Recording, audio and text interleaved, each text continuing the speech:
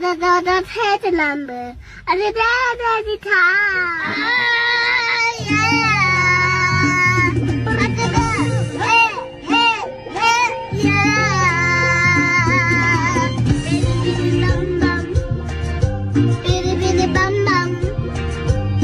How? You know the song? What? Yeah, but that was a long time ago, Daddy. I need some like wrong music. You and for me. Oh, what's love got to do? Got to do with it. What's love but a second-hand emotion? Daddy, hear my voice. What's love got to do? Got to do with who needs a hug and a heart can be broken.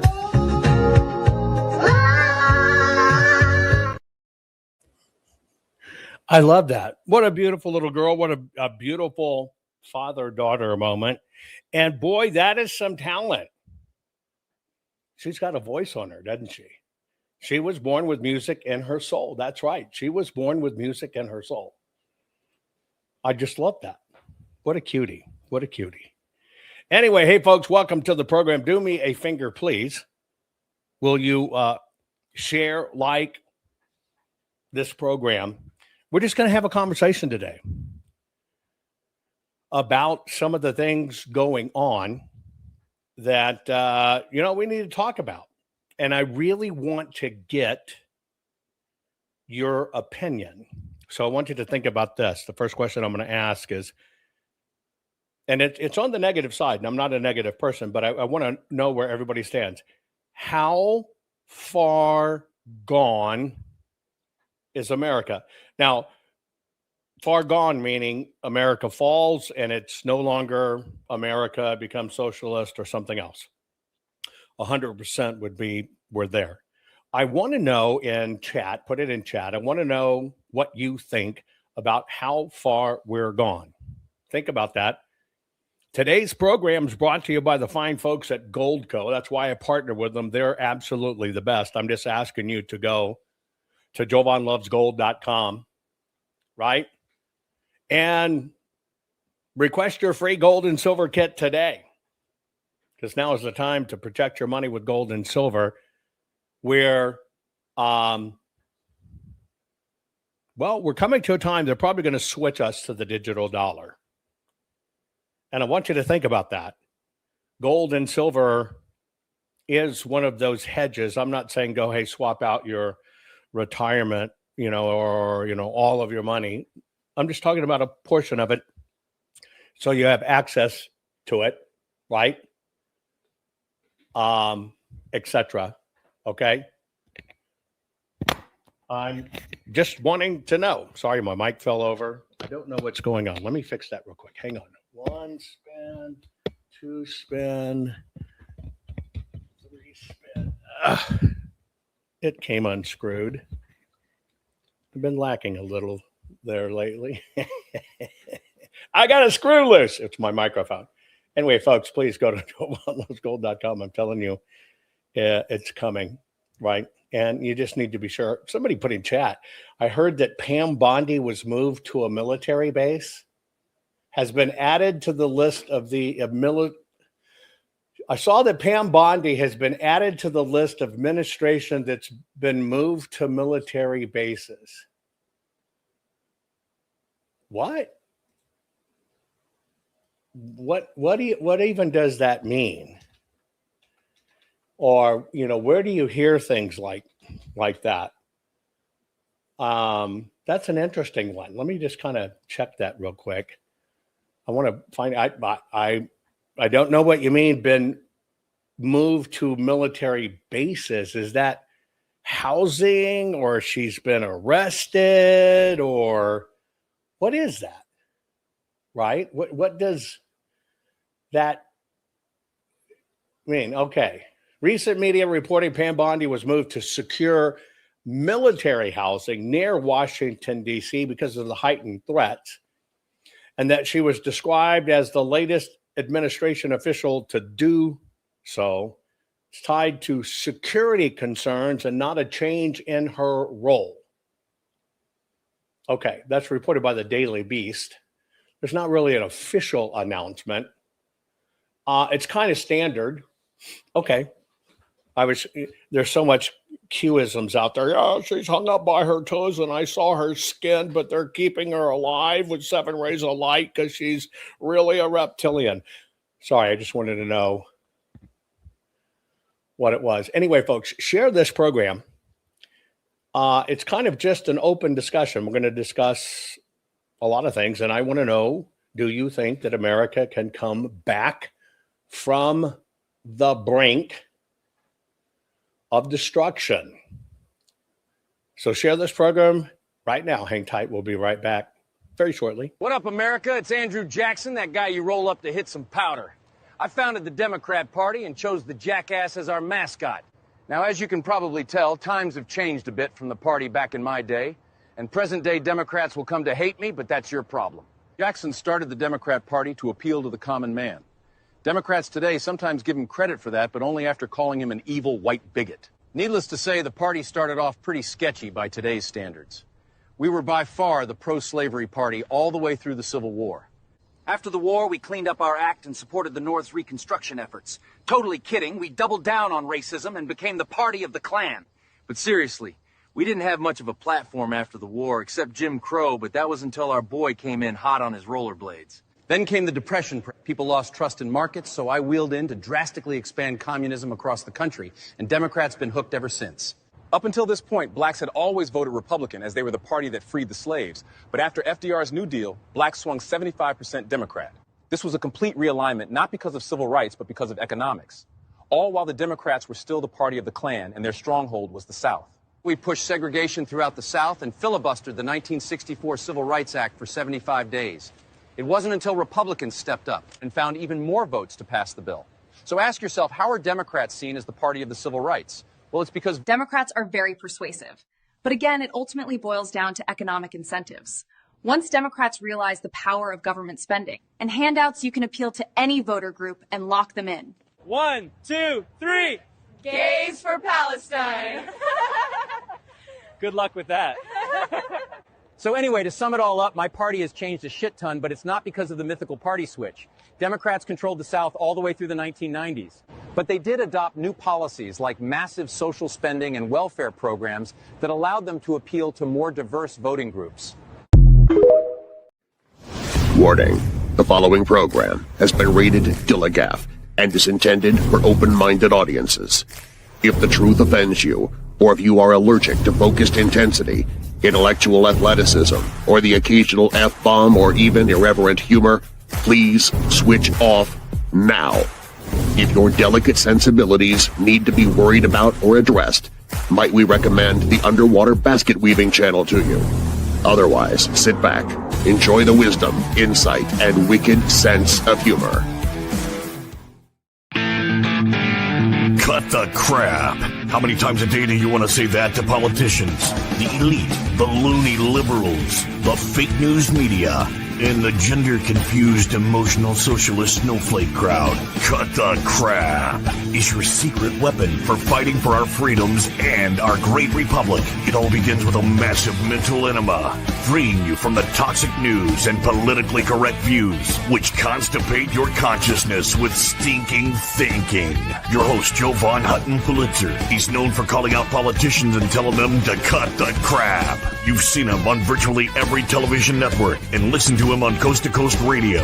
And now he's here to help you learn to fight for America. Culture, race, and American politics. They all have one thing in common. They all need to cut the crap. Now, here's your host, Jovan Hutton Pulitzer.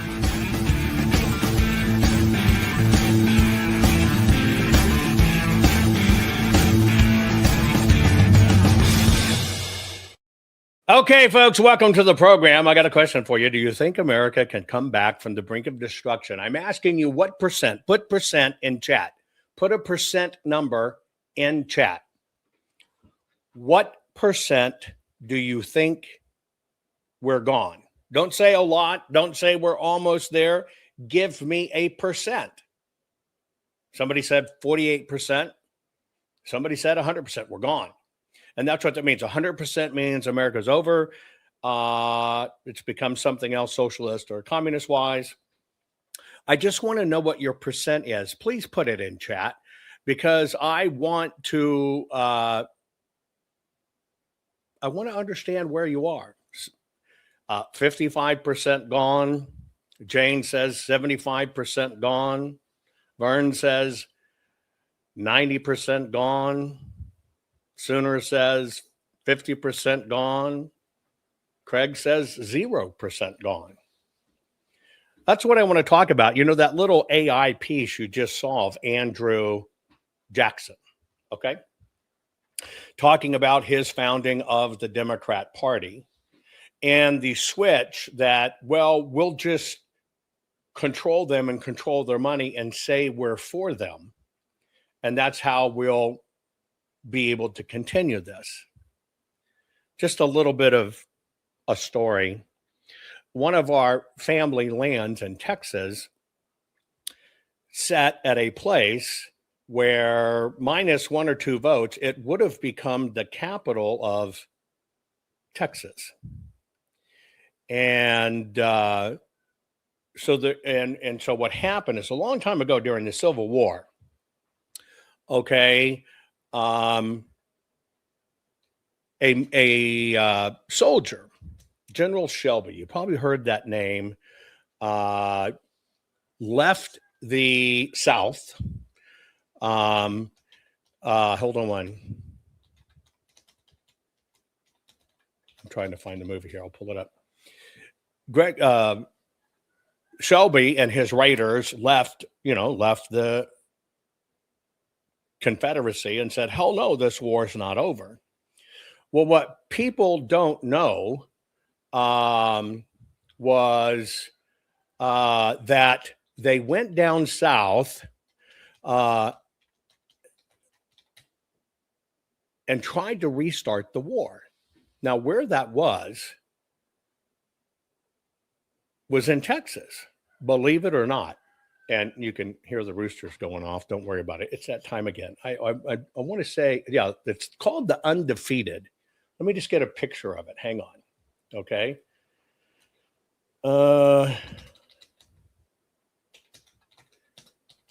Okay. So Shelby basically said, to hell with it. We're not giving in. We're going to go back and we're going to fight. And so what they did is they went down to Texas. Let me get this image up large enough where you can see it. And their whole thing was to try to reignite the Civil War. And it didn't work. They didn't get it reignited. So what they decided to do is they decided to leave and go fight for General Maximilian, or for Maximilian in Mexico. So the big part of this is these are the only Confederates that never surrendered. Now, the movie is called The Undefeated. And so they left. They came down through Texas. They said, well, we're not giving in. And they basically discarded their swords and buried the rebel flag in the Rio Grande. Now, all of this happened literally on my family land. And when I say on my family land, we ended up owning it much later. And so that flag, ironically enough, was able to be tracked down, believe it or not, and found and recovered from the Rio Grande. So one of the things I was doing is I was trying to find all of the old Civil War cabins. And so, you know, my exploration nature, I'm digging around, I'm finding buried rooms, I'm finding all kinds of stuff. I rescued an old black church, etc. And I'm trying to recover these big log structures. And I used satellite to do it at the time because I could see big clumps of oak trees, 150 years old, popping up out of the ground, and they'd be in perfect square formations, and a few would twist out. And that's how I knew there was a structure underneath that was strong enough to push off those trees.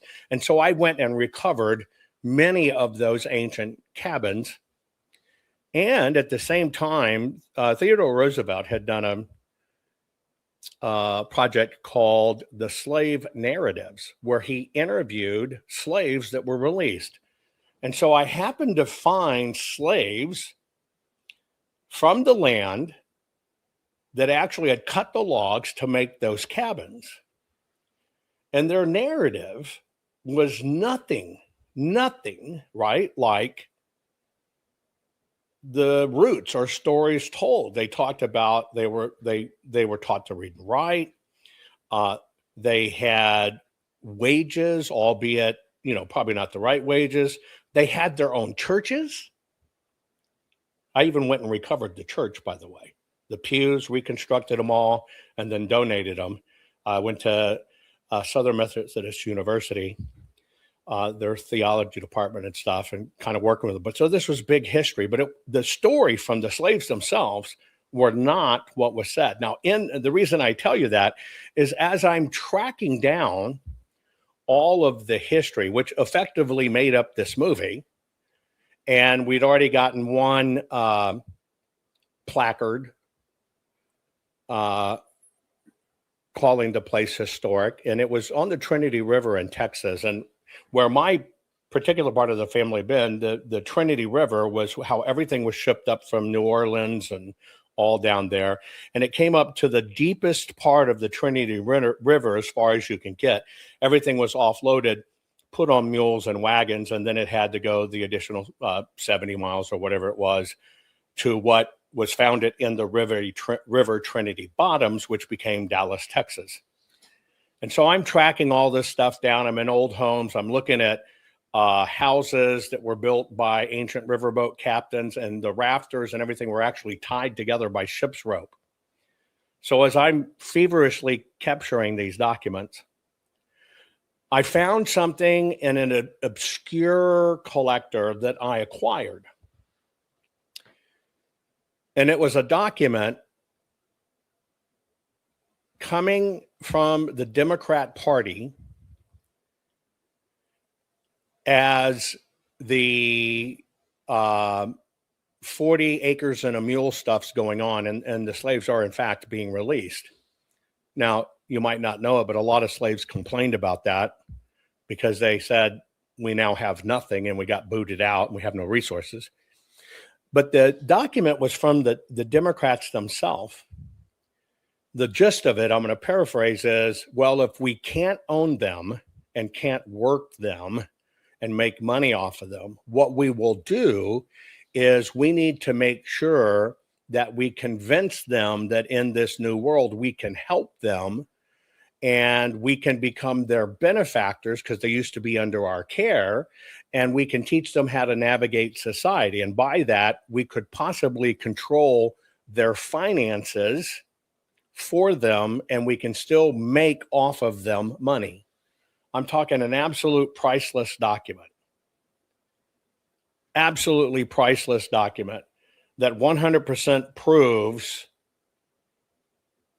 the Democrats were the slavers, and the Democrats' plan was to always keep them dependent.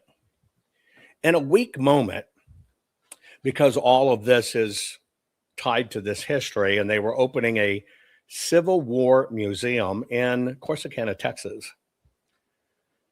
People had known I was doing this work, and somebody came, and I actually lent them that document to put on display at the opening of the Civil War Museum. Moral of the story is that document disappeared. Absolutely disappeared. A smoking gun document from the time saying, here is how we're still going to control them.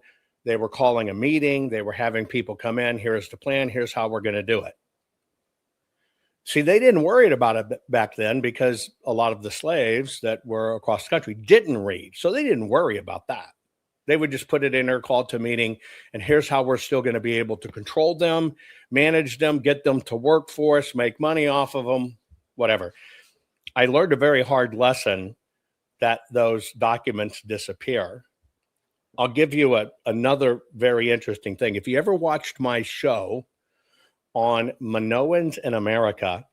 And I shared with you my research from 2014 or whatever it was.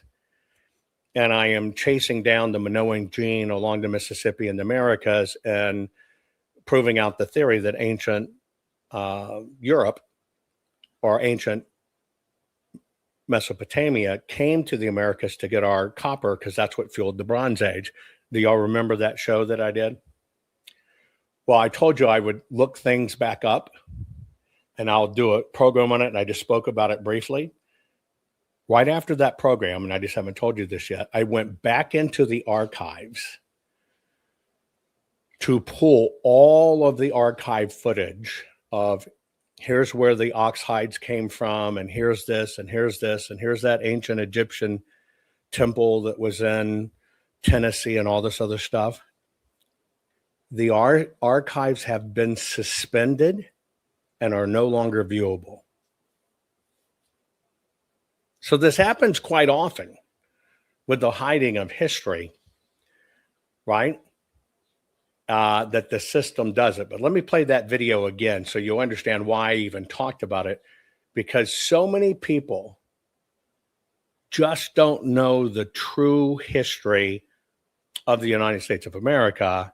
And that's what we're talking about today. We're talking about, is this even going to survive? But this type of deception's deep, right? This type of deception is deep. And if it doesn't go along with the agreed thing, they're just going to hide it. It's the way it works. But let me play that again. What up, America? It's Andrew Jackson, that guy you roll up to hit some powder. I founded the Democrat Party and chose the jackass as our mascot. Now, as you can probably tell, times have changed a bit from the party back in my day, and present-day Democrats will come to hate me, but that's your problem. Jackson started the Democrat Party to appeal to the common man. Democrats today sometimes give him credit for that, but only after calling him an evil white bigot. Needless to say, the party started off pretty sketchy by today's standards. We were by far the pro-slavery party all the way through the Civil War. After the war, we cleaned up our act and supported the North's Reconstruction efforts. Totally kidding, we doubled down on racism and became the party of the Klan. But seriously, we didn't have much of a platform after the war, except Jim Crow, but that was until our boy came in hot on his rollerblades. Then came the Depression. People lost trust in markets, so I wheeled in to drastically expand communism across the country, and Democrats been hooked ever since. Up until this point, blacks had always voted Republican, as they were the party that freed the slaves. But after FDR's New Deal, blacks swung 75% Democrat. This was a complete realignment, not because of civil rights, but because of economics. All while the Democrats were still the party of the Klan, and their stronghold was the South. We pushed segregation throughout the South and filibustered the 1964 Civil Rights Act for 75 days. It wasn't until Republicans stepped up and found even more votes to pass the bill. So ask yourself, how are Democrats seen as the party of the civil rights? Well, it's because Democrats are very persuasive. But again, it ultimately boils down to economic incentives. Once Democrats realize the power of government spending and handouts, you can appeal to any voter group and lock them in. 1, 2, 3. Gays for Palestine. Good luck with that. So anyway, to sum it all up, my party has changed a shit ton, but it's not because of the mythical party switch. Democrats controlled the South all the way through the 1990s. But they did adopt new policies like massive social spending and welfare programs that allowed them to appeal to more diverse voting groups.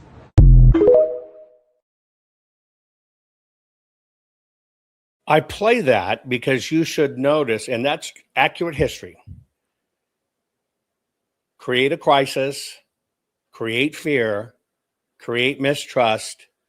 Oh, we'll help you. We'll save you. Let us do it. That is the formula. And that is the formula that has been used forever. And that is the formula we have to break, right? We have to break that formula. And this is what we're going to talk about in today's program. Do you think America can come back from the brink of destruction?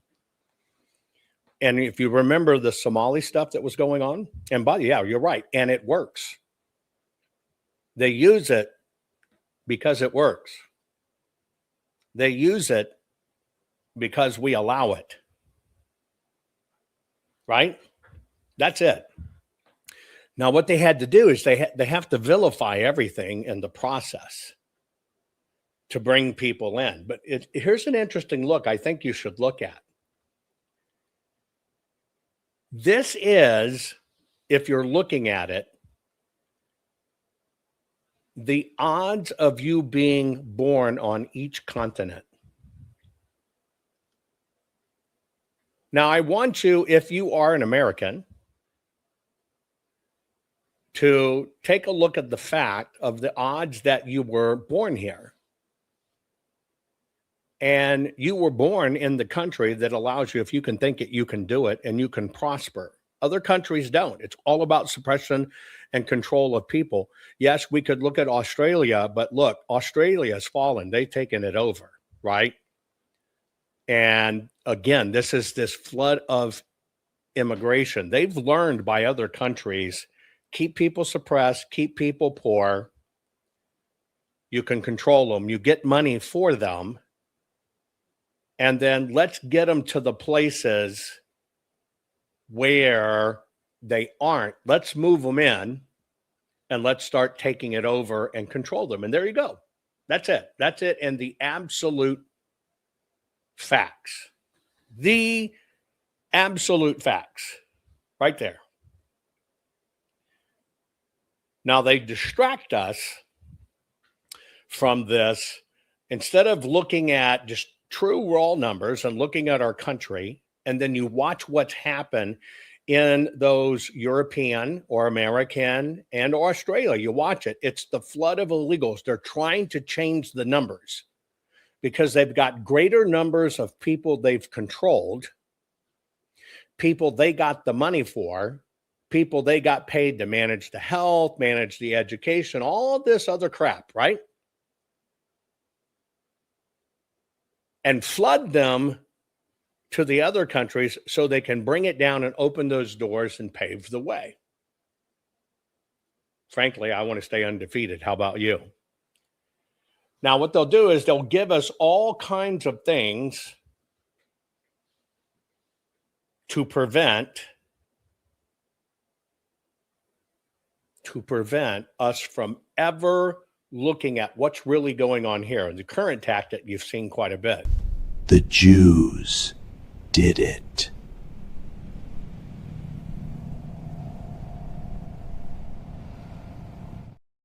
Of course, Tucker, Meghan, Candace, and all those other ones, they've been bought off, in my opinion. They're playing to that agenda, which is playing out right in front of us, where the money's shipping these people over, right? But they give us things to distract, to think that 0.002% of the world is controlling everything. I laughed with Roseanne not too long ago. We were together for the holidays, and she had made a comment, which I laughed, and it was more about, aren't you freaking worn out from all the stuff we got to do running every country in the world? And you still do your program, and you still do this, and you still do this. Aren't you worn out like me? I am tired of governing the world. Now, where did that come from? The deception to pull us away from families, and you pull us away from Israel. You pull us away from Christ, from Christianity, right? And I'm not sure how people see that. And I'm not sure how people don't see the Islam invasion for what it is. And you think mosques are churches when they're not. They're basically battle stations. They're forts. Look at history. It'll tell you. It's where they keep their weapons, where they do their training exactly. And then you find out, literally, that if you go back in Islamic history, you find out the big debate and the split over Shia and Sunnis is not only whether it's Muhammad or the uncle, it's the fact that, well, a demon was actually what gave Muhammad his stuff, not God. And people don't even understand that. Muhammad went to all the rabbis and say, you have to accept my way, and you got to get rid of Jesus, and you got to get rid of Abraham and all these others, and declare I'm the one true one and follow. And they said, screw you, you're nobody, right? Well, it's going on now too. It's all about cleaving from God and basis, and that's why they're spending a lot of money to do it, folks. The Jews did it.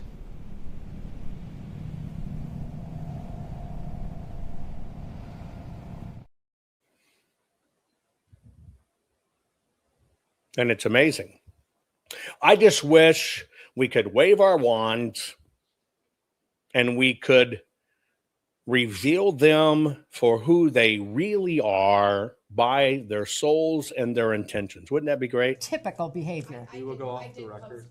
Oh, for heaven's sake. So I would like to understand how that's permissible.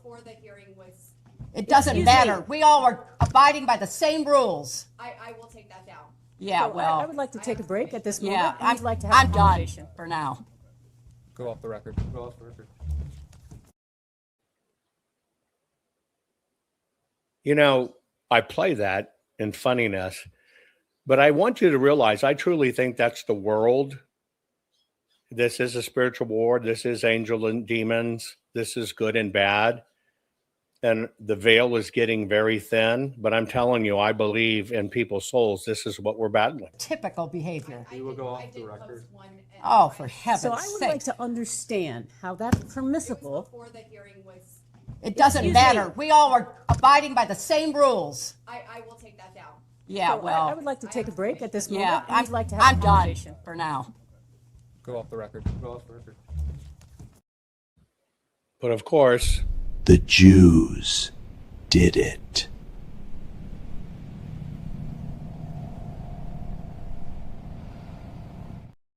now, if you can get people to believe these things, if you can get what is actually in most times good people, but if you can convince them that it's them who are being attacked. Remember, that's also why they created microaggressions. They had to go, right? And they can convince you of that, then literally they can take weak-brained people and turn them into ATMs. Hear me out here. And all that control stuff, like I showed you with Andrew Jackson. If you just came in, let me show that again. What up, America? It's Andrew Jackson, that guy you roll up to hit some powder. I founded the Democrat Party and chose the jackass as our mascot. Now, as you can probably tell, times have changed a bit from the party back in my day, and present-day Democrats will come to hate me, but that's your problem. Jackson started the Democrat Party to appeal to the common man. Democrats today sometimes give him credit for that, but only after calling him an evil white bigot. Needless to say, the party started off pretty sketchy by today's standards. We were by far the pro-slavery party all the way through the Civil War. After the war, we cleaned up our act and supported the North's Reconstruction efforts. Totally kidding, we doubled down on racism and became the party of the Klan. But seriously, we didn't have much of a platform after the war, except Jim Crow, but that was until our boy came in hot on his rollerblades. Then came the Depression. People lost trust in markets, so I wheeled in to drastically expand communism across the country, and Democrats been hooked ever since. Up until this point, blacks had always voted Republican as they were the party that freed the slaves. But after FDR's New Deal, blacks swung 75% Democrat. This was a complete realignment, not because of civil rights, but because of economics. All while the Democrats were still the party of the Klan, and their stronghold was the South. We pushed segregation throughout the South and filibustered the 1964 Civil Rights Act for 75 days. It wasn't until Republicans stepped up and found even more votes to pass the bill. So ask yourself, how are Democrats seen as the party of the civil rights? Well, it's because Democrats are very persuasive. But again, it ultimately boils down to economic incentives. Once Democrats realize the power of government spending and handouts, you can appeal to any voter group and lock them in. 1, 2, 3. Gays for Palestine. Good luck with that. So anyway, to sum it all up, my party has changed a shit ton, but it's not because of the mythical party switch. Democrats controlled the South all the way through the 1990s. But they did adopt new policies like massive social spending and welfare programs that allowed them to appeal to more diverse voting groups. And that's why we saved with Doge, just in the Social Security stuff, all the fake ones. That money was going somewhere, and I don't know why they're not running down these damn checks. But that move just to get rid of the 100-year-old hire, you know, that saved us $22 billion a month. It's about freebies. Now, when you look at these cities, Minneapolis or whatever the case may be, the more they can get their systems entrenched, because it's about destroying us. The more they can get their systems entrenched, the more money they can throw out, the more people they bring in to put on the dole, it creates the chaos they need, because the working person goes, what the fuck are you doing paying these Somalis, making them millionaires doing nothing, and you know it? Well, that's the point. They got to keep you in chaos. And just about the time that the public has been fucking fed up, I'm just telling it like it is, just about the time the public's fed up, it's pretty amazing how operations are run where they incite something and somebody gets killed, where they take these squishy, zombie-brained people, they put them in a position to think they're heroes, warriors doing something great, and they're not. Those people get killed. That's the ATM part of it. See, the party, the system needs people to be killed. Needs you to hate the government, needs you to point at the government, needs chaos. Because what happens is when somebody gets killed, the fucking money pours in to the system. Oh, this is wrong. We got to save this.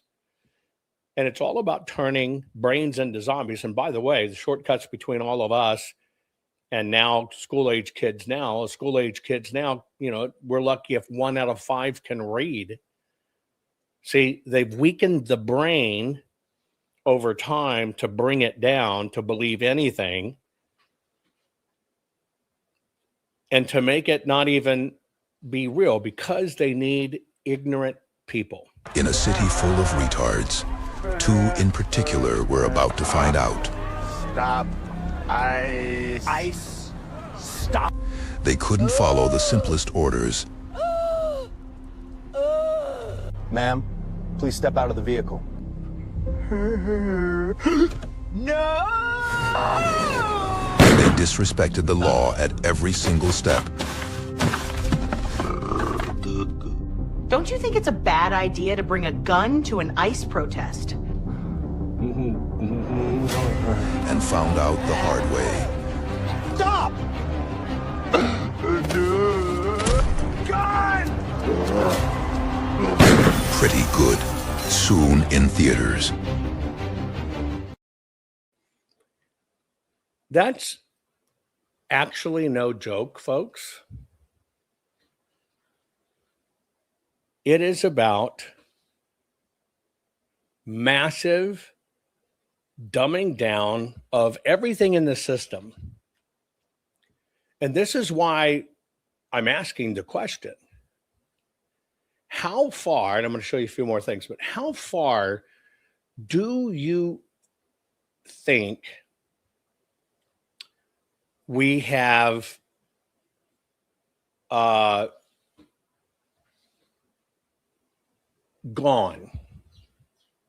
right?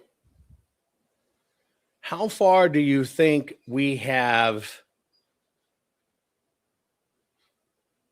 fallen? How far do you think this has... Is it to the point that it's too corrosive? Do you follow what I'm saying? Is it to the point that it's gone too far? I'm gonna show you something here. Let me get the ID first, and I'm gonna grab it. I want you to look at this, because I'm just putting all these pieces together, and I want to know again. I want you to put how far do you think we're actually gone?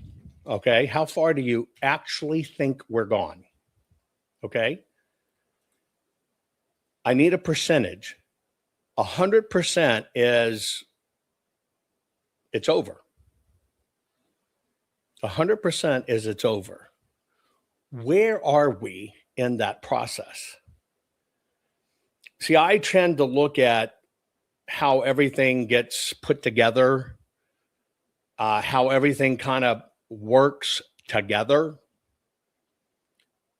to try to gauge where are we in this process, right? Where are we in this process? Because I think if we don't step back and look, and what I showed you, I showed you that little AI bit about Andrew Jackson and true history. I showed you they need chaos. Somebody saying 65% gone, 75% gone, 95% gone, 50% gone, 80% gone, 56% gone, 65% gone, 31.4% gone. But if we don't understand that every bit of this is tied together, every bit of this is tied together. I'll give you an example. Let's use the Andrew Jackson thing, control the city, right? Tell people you can manage them. Well, we got George Floyd crap. We got all this other stuff. And then ICE starts doing its job. It's one of the cities they port the illegals to, right?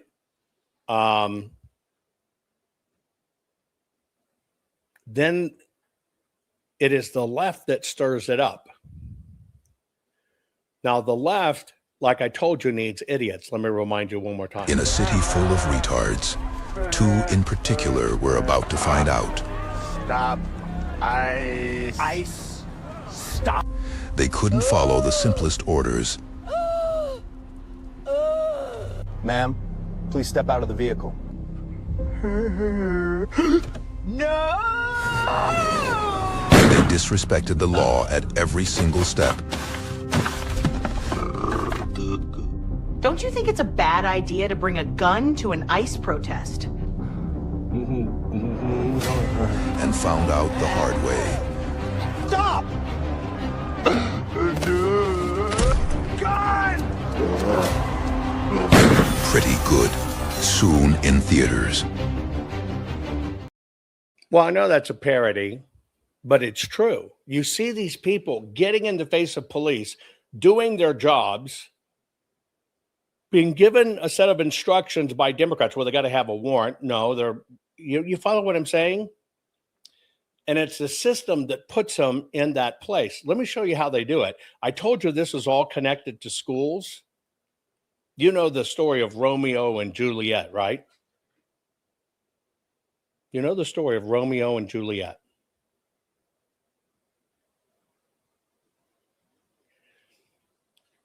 A teacher teaching ninth graders, and they have to read Romeo and Juliet and do a report.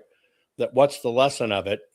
Let me give you an example of a teacher sharing some of her students' answers. I teach high school English, specifically freshmen, and we are in the middle of reading Romeo and Juliet. These are a few of the things my students have said about the story thus far. Was there time back then? Like, did it exist when Romeo and Juliet were alive? Oh, so you actually hate us. I had asked them to get the books out. Is Shakespeare a real person? Because I thought he was maybe one of those Greek gods, so I've been confused. Bro's a hella stalker. This is in regard to Romeo. Bro also has bad riz. Oh, he wants that haughty huzz, huh? This is about Romeo pursuing Juliet. Romeo is hella cringe. Get him off my screen. And finally, we don't need subtitles. We're not old. Thank you. I just have a question. Could any of you, or did any of you, could any of you even imagine giving a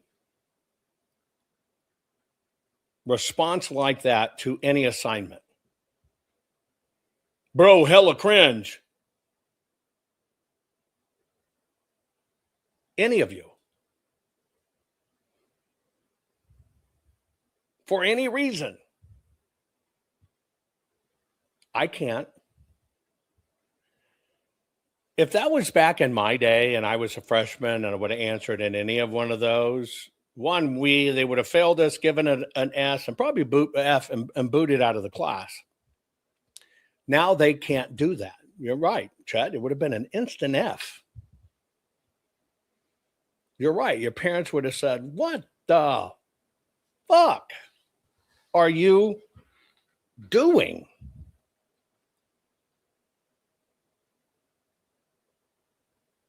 Think about that. No, Isaac, I didn't say I was happy to see you on Rumble. I said I was happy to see you on my Facebook, knowing you're at Rumble. I don't know if you're on Rumble, but Isaac, we're also happy you're here, brother. Think about that. And all I'm trying to do, I'm just asking questions because I'm just trying to understand. I want you to put it in chat, not a pop quiz. How far are we already gone? How far are we already gone?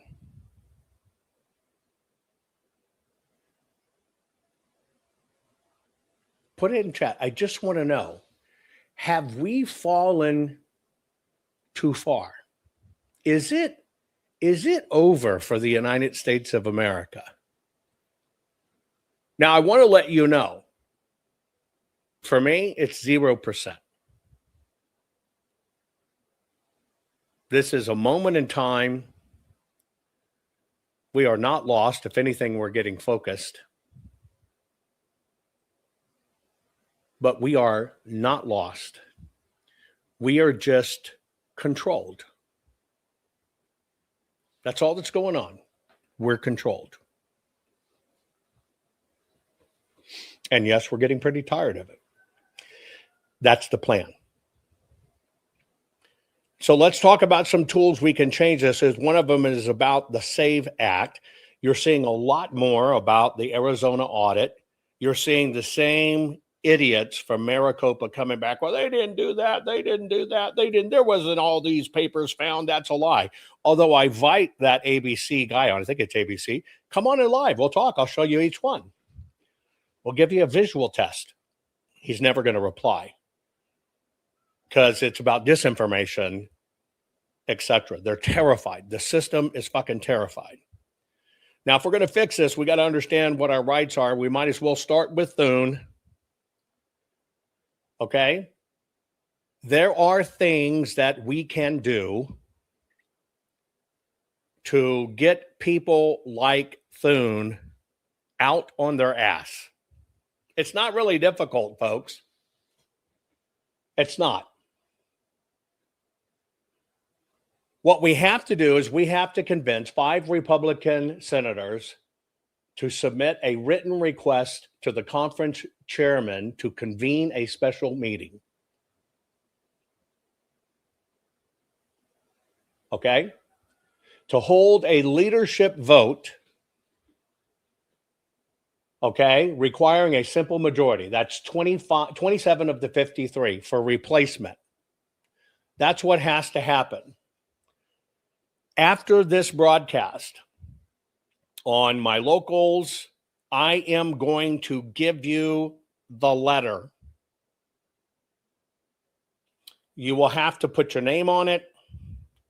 You'll put your address. I'm in district, whatever, or I'm in your legislative district. You will send it to your Republican senator if you're fortunate enough to have one. But you've got to put that information at the top. My name's John Paul. I'm 35 years old. I have a wife and 2 kids. I live in legislative district number 1. You're my senator, and I'm writing you because. But I'm going to give you the letter. And you need to be emailing them. You need to be copying and pasting it in your Twitter, tagging them, because all we need is 5 Republican senators to submit a written request. Okay? Even if you think they're rhinos, it doesn't matter. This is where you come in. This is where you come in. If you're not even willing to take something easy as this and put your information in and get it sent to them, then you're not in this fight. It's that simple. Okay? It's that simple. So I'm going to provide that to you. Stay tuned. You'll either watch on my Telegram or my locals. I'm going to give you the document. You will cut and paste. You will do it. You got to put in your information. But you have to do this. We only need 5. 96% of America want this done, and he's blocking it. And if we don't speak up, we are failing in our job to instruct our lawmakers as to what we want.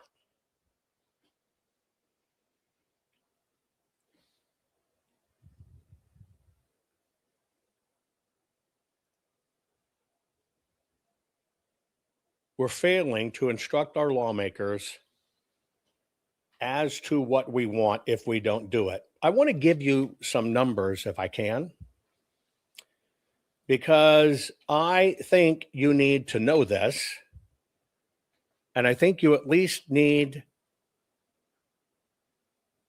to take a look, right, and do this, okay? Now, stay with me. You can probably write this down. You're doing it at the Senate issue, at the Senate level, okay? Now, what we're going to do is I'm going to explain something to you called the burst effect. Burst, B-U-R-S-T. If you are willing to actually print this letter, you should send it in Twitter. You should send it in email.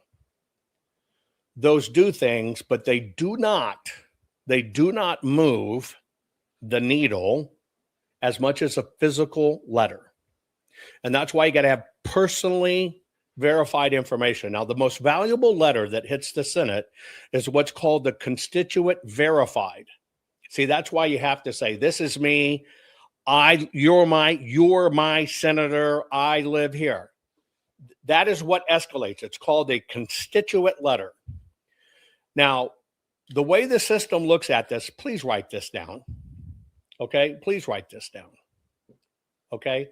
In fact, I'll show it on my screen. Let me give you, because you can screenshot it and you can do it. But I'm going to show you how this works, folks.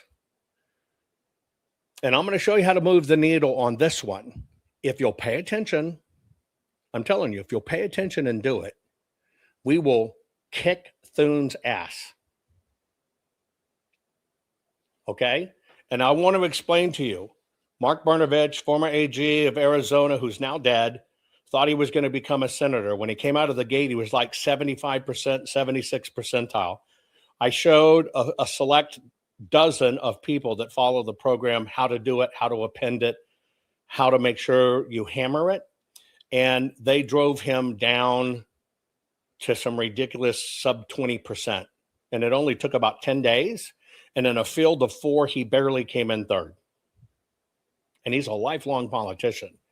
Y'all kicked his ass. If you'll follow the formula, will work. So what I'm going to teach you about here is called the burst effect. Okay? The burst effect. Now, this is where when I put this out, okay? If you because you always ask, what can I do? What can I do? What can I do? What can I do? If you will do this, I'm telling you, okay, it will change the dynamics of everything we're going through.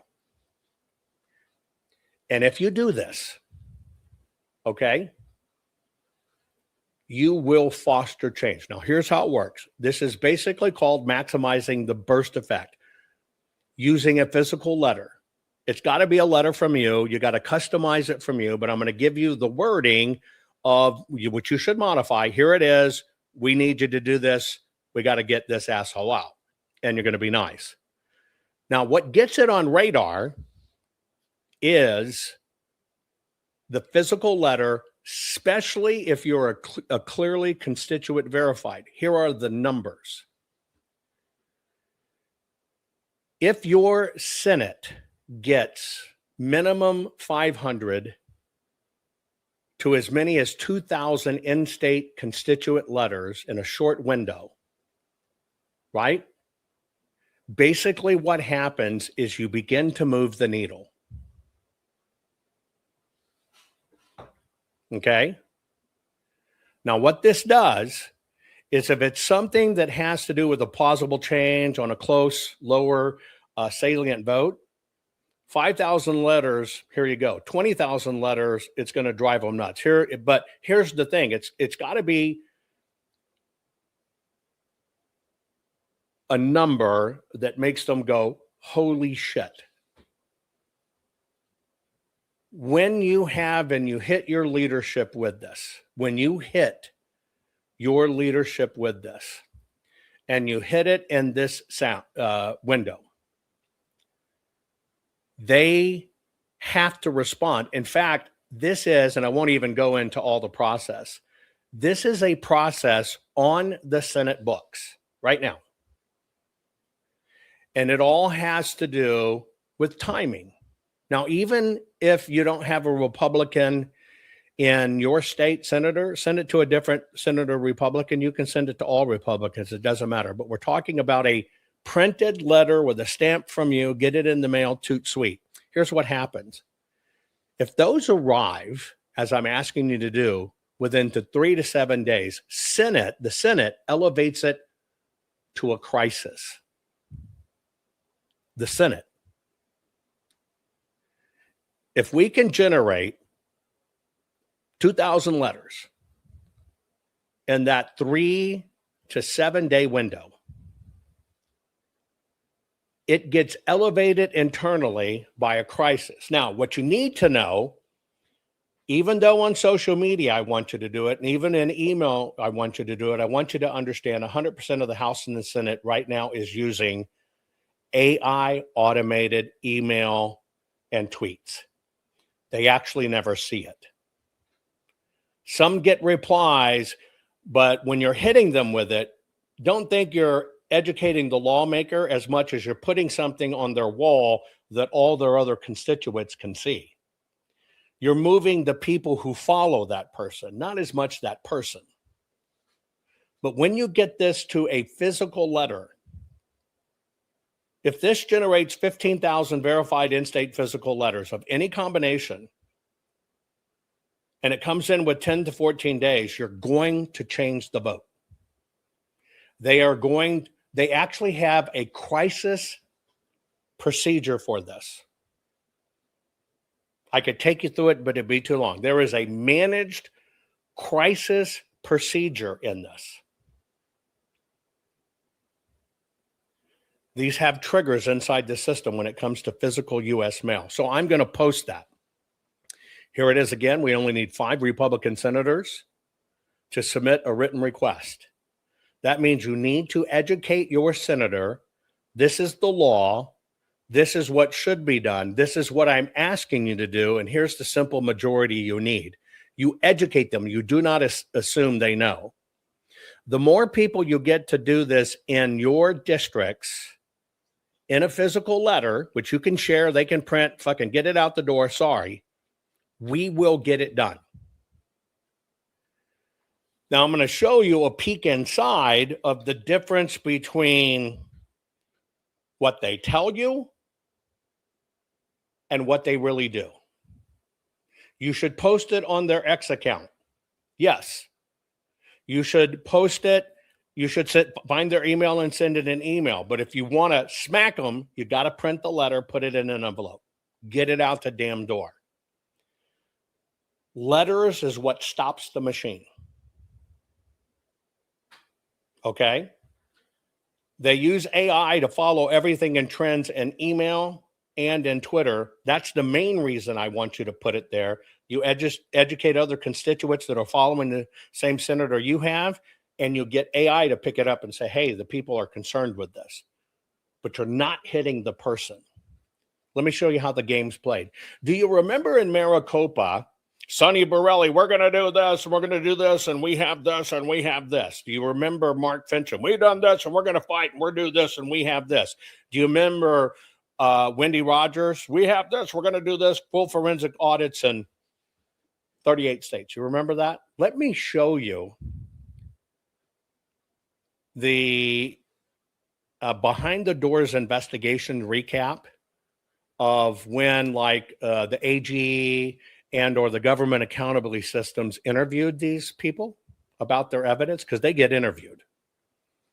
You may not have seen this, but let me show you some of their testimony. In fact, let me see if I can pump it up. Give me one moment. I want to pump it up on a bigger screen so you can see this.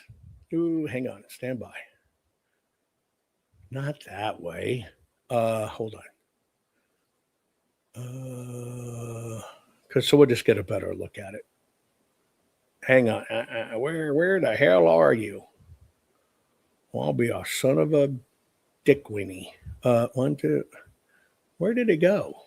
Okay, I got to figure out how else to do this. Hang on. How did I get it in my system if I don't have it here? Give me a minute. I want to find the version in my system. I don't know what happened. Here. I want to go here. I want to go here. I want to scroll down. Where the hell are you? Why are you not in my system where I can crank it up? I'm sorry, folks. Where are you? Where are you? Where are you? Where are you? Where are you? Where are you? Scrolling, stand by. Where are you? Where are you? How did that delete from my system? Now that's really interesting. Okay, let me figure a different way to do this. How can I do this? Well, shit a brick. Anyway, now I got to put on my damn glasses. Bear with me as I get my old as fuck eyes adjusted and read this to you, okay? These are interviews of Borelli, etc. I'm going to read these to you because this is the behind the scenes when AZ and or other stuff asked for, okay, so let's show us your evidence. In interviews with various media outlets, Arizona Senator Sonny Borelli alleged there was a cover-up with regards to election irregularities. We requested to meet with Senator Borelli so he could further clarify his statements. In an interview with agents, he did not repeat that allegation. With regard to dead voters, Senator Borelli provided the name of a deceased voter whom he said he personally checked, and the information was valid. When we looked further into that particular voter, it was learned Mr. Borelli was incorrect. The alleged deceased voter had not voted in the Arizona election and was not a resident of this state. The actual voter in this state was alive and lawfully voted. Now, that's questionable. Senator Borelli did not have any further information to provide. During his meeting with agents, Mr. Borelli was questioned as to a statement he made in a conversation recorded by a private party. This conversation was covered in various news media outlets. Mr. Borelli was on audio tape advising a person that if they had any information of election fraud, to give it to him, right? And not the AGO, because the information would disappear. Mr. Borelli stated that he misspoke and he felt that our agents were doing a good job on this matter. Next one. Arizona State Representative Fincham publicly stated that he had a source reporting that more than 30,000 fraudulent fictitious votes were registered in Pima County during the general election. Agents requested to meet with Mr. Fincham to discuss his allegations. During that meeting, Mr. Fincham did not repeat those allegations, specifically stating he did not have any evidence of fraud and he did not wish to take up our time. He did provide 4 ballots that he said was evidence of a flawed process for mailing and counting ballots. The ballots had been mailed to prior residents of the addresses on file. The residents had moved and the ballots cannot be forwarded by postal service. The ballots were not counted and were unopened. And the MCRO did not have a record of the residents' change of address. Fincham did not have any further information and left the meeting in relatively short order. We requested a meeting with Arizona Senator Wendy Rogers based upon her assertion there was widespread fraud in the 2020 election. Ms. Rogers refused to meet with us, saying she was waiting to see the perp walk of those who committed fraud during the election. What do you think about that? No evidence? Every one of those people has tens of thousands of examples of maladministration, etc. Every one of them got deceived to this fraud stuff. It's not about fraud, it's about maladministration. Every one of these people said they were working for us, they had it, etc., etc., etc. It's bullshit. It's bullshit. It's bullshit. It's bullshit. It's bullshit. It's bullshit. It's bullshit. It's bullshit. Yet every one of these people know what's up, have stayed away from the facts. And let me tell you why. Because they play the game. If they play the game, it allows them to say, we want forensic audits in all 38 states, and I'm going to go get them to sign up and do it. Fund this so we can get it done. People hear full forensic audit. And they're going, fuck, hey, I'm going to help finance a full forensic audit in multiple states. So you cough up $4 million. $4 million, supposedly. But at the end of the day, were there any other full forensic audits? No. Did any of that money go out to audits? No. She actually claimed some ridiculous number. I'm not exact, I don't know, but like 3.6 or 3.7 or $3.8 million in expenses, marketing to try to sell that idea. And then it's her nephew that runs the marketing. They made a shitload of money. A shitload of money. Because what you heard them say is, we're doing a full forensic audit. Donate, donate. What they were saying is, I'm saying what you want to hear, and I'm a politician. Donate to me. And that's what they did. Think about that. That's why I ask you, where are we in the process? Where the hell are we in the process? Remember, with Thune, it only takes 5 senators to do the right thing to get rid of him.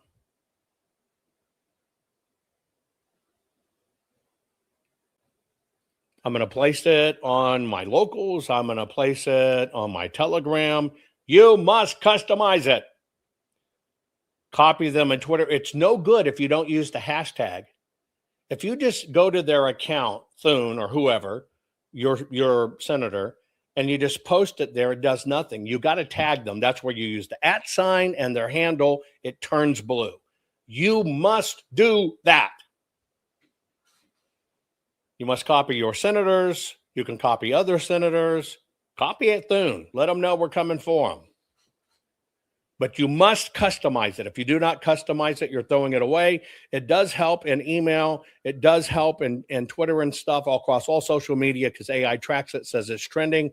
But I'm asking you, print a freaking shit of paper, put it in an envelope and a stamp. You probably haven't forgot those, but you can do it.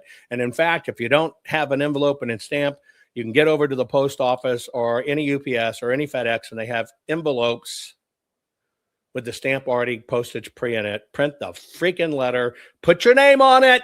Don't write, here, motherfucker, do this, motherfucker. It goes in the trash. Put you on a list. Do what's right. And we can fix this. I love you all. Please share this program. It's a fight, and this is why the evidence we have is so paramount. And with that disgusting stuff, there was no evidence. Let me remind you as we go out exactly what every one of these son of a bitches had in their hand. Our courts are based on clear and convincing evidence.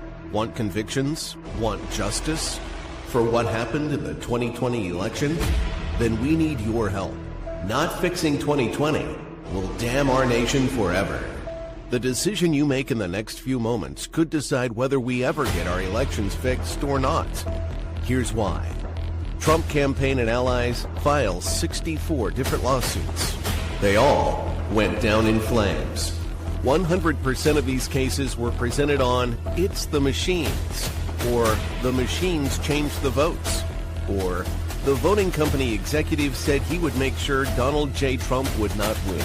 They all went down in flames. Why? You can't bring theories to court as evidence. No supposed Zoom call or six-degree polynomial math theory or census data is or ever will be proof of fraud. You can't bring theories to court as evidence. Here's why. In both civil and criminal law, the side making a claim carries the burden of proof, and prosecutors must prove guilt beyond a reasonable doubt. Without physical or otherwise verifiable evidence, a case cannot meet this high threshold. Physical evidence is the key. The question is, did anyone get relevant, reliable, provable, testable, and duplicatable evidence of what really happened in the 2020 general election? And the answer is yes, absolutely. The full forensic audit of Maricopa County, Arizona is the only evidence-gathering work which gathered relevant, reliable, provable, testable, and duplicatable evidence of what really happened in the 2020 general election. Evidence so damning that the system, the deep state, and those who pull the strings of this country have fought to keep it hidden and have hoped to have it be forgotten to time. Almost $3 million invested in time, funds, and efforts to unlock that which the system wanted hidden. But now, that evidence is in danger of being lost forever. So if you want what happened in the 2020 election fixed, then we need your help. Please donate to protect and secure this historic evidence. With the 2026 midterms coming up, the system is going to try to lame duck President Trump and then most likely introduce new impeachment proceedings. This is the evidence which will help win the war which is surely to come. We need to keep Maricopa County full forensic investigation and archive secure and ongoing. So if you want what happened in the 2020 election fixed, then we need your help. Please donate to protect and secure this historic evidence. We need your help securing the full forensic audit archives. Don't allow the only testable, objective, and reliable 2020 election evidence fall into obscurity. Millions were spent on getting it documented and tested. This is historic evidence. Not fixing 2020 will damn our nation forever. The historic Maricopa County full forensic audit effort processed 20,895,610 digital and forensic images of varying formats, resulted in 208 million individual evidence-proof files. The system processed over 58 billion forensic measurements, resulting in over 2 trillion individual base computations. No hopium, no hype, just hardcore forensic evidence. Please make sure the Maricopa County full forensic audit archives survive. Donate now. So if you want what happened in the 2020 election fixed, then please donate to protect and secure this historic evidence. We can't do it without you. We need you. America needs you. Our future needs you. Please donate now. Not fixing 2020 will damn our nation forever. Please donate now.